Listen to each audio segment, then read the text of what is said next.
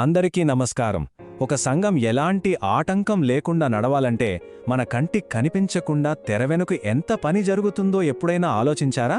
మనమందరం ఈరోజు ఆ కనిపించని సేవ గురించే కొంచెం లోతుగా మాట్లాడుకోబోతున్నాం. ప్రతి ఆదివారం మనం ఎంతో శ్రద్ధగా వినే ఆ వాక్యం, ఆ ప్రసంగం వెనుక ఎవరుంటారు? కేవలం పాస్టర్ గారేనా, లేక దాని వెనుక ఇంకా పెద్ద కథేమైనా ఉందా? ఈ ప్రశ్నతోనే ఈరోజు మన చర్చను ప్రారంభిద్దాం.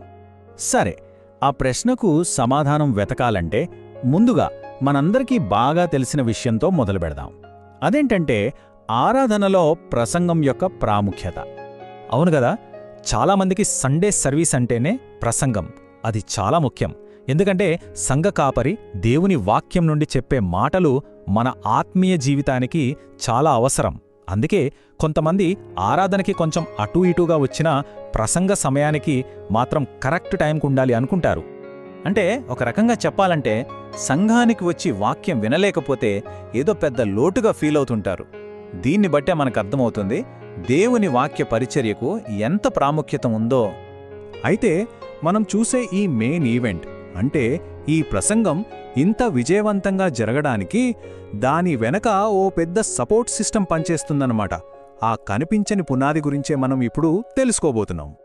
ఇక్కడే ఉంది అసలు విషయం. ఆ ఆదివారం వాక్య పరిచర్య ఎలాంటి ఆటంకం లేకుండా జరగాలంటే దాని వెనక జరగాల్సిన పనులు చాలా ఉన్నాయి. అవేంటో ఓసారి చూసేద్దామా?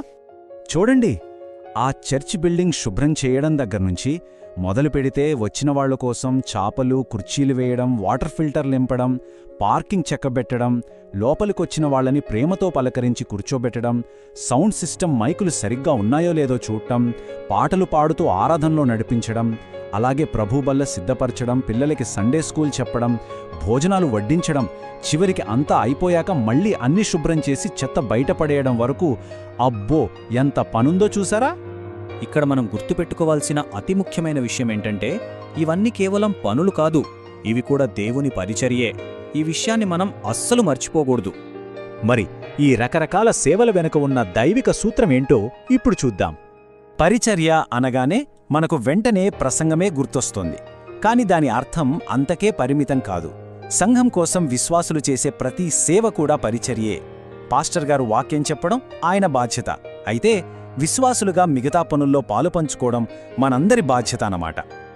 ఈ ఆలోచనకు బైబిల్లో కూడా బలమైన ఆధారం ఉంది.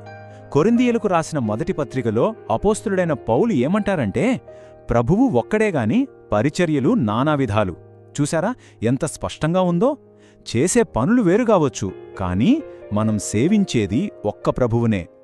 సరే, ఇప్పుడు మనలో చాలామందికి ఉండే ఒక సాధారణ అపోహను సరిదిద్దుకునే ప్రయత్నం చేద్దాం. చాలాసార్లు మన ఆలోచనలు ఇలా ఉంటాయి: ప్రసంగం చేయడం అంటే అదేదో పెద్ద పరిచర్య అని, అదే శుభ్రం చేయడం, కుర్చీలు సర్దడం లాంటివి చాలా చిన్న పనులని, ఒకదాన్ని గొప్పగా మరొకదాన్ని తక్కువగా చూస్తుంటాం. కానీ ఇది కరెక్టేనా? ఖచ్చితంగా కాదు. నిజానికి ఈ ఆలోచన చాలా పెద్ద పొరపాటు. ఒక్కసారి ఆలోచించండి, ఈ కనిపించని పరిచర్యలు గనక జరగకపోతే ఆ ప్రధానమైన వాక్య పరిచర్యకే ఇబ్బంది కలుగుతుంది కదా. అంటే అన్నీ ఒకదానితో ఒకటి ముడిపడి ఉన్నాయన్నమాట. అందుకే కాపరి అని, విశ్వాసులని వేరువేరుగా కాకుండా అందరూ కలిసి ఒకే సంఘంగా, ఒకే టీంలాగా పనిచెయ్యాలి. ఎందుకంటే సంఘ పరిచర్య అనేది ఏ ఒక్కరిదో కాదు, అది మనందరి సమిష్టి బాధ్యత. సరే, ఇప్పటిదాకా సంఘం గురించి మాట్లాడాం. ఇప్పుడు ఈ విషయాన్ని మన వ్యక్తిగత జీవితానికి అన్వయించుకుందాం. అసలు మన పాత్ర ఏంటి? మనల్ని నడిపించే ప్రేరణ ఏమై ఉండాలి? మరి మనం చేసే సేవ ఎలా ఉండాలి? సింపుల్గా 2 విషయాలు గుర్తుపెట్టుకోవాలి. మొదటిది, మనకు అప్పగించిన ఏ చిన్న పనైనా దేవుని మహిమ కోసమే చేయాలి. ఇక రెండవది, మనుషులు మెచ్చుకోవాలని కాదు, దేవుని మెప్పును వెతకాలి. ఎప్పుడైతే మనం ఇలా నమ్మకంగా మనకు అప్పగించిన పని చేస్తామో, దేవుడు మనల్ని ఆశీర్వదించడమే కాదు, మన ద్వారా మన సంఘానికి కూడా మనల్ని ఒక ఆశీర్వాదంగా మారుస్తాడు. ఇది నిజంగా ఎంత గొప్ప వాగ్దానమో కదా. ఈరోజు ఈ మాటలన్నీ విన్నాం కదా. ముగించే ముందు ఒక్కసారి మనల్ని మనం ఈ ప్రశ్న వేసుకుందాం: నా సంఘ పరిచర్యలో నా పాత్ర ఏంటి? నేను ఏ విధంగా దేవుని పనిలో భాగమవుతున్నానో? దీని గురించి ప్రశాంతంగా ఆలోచించండి.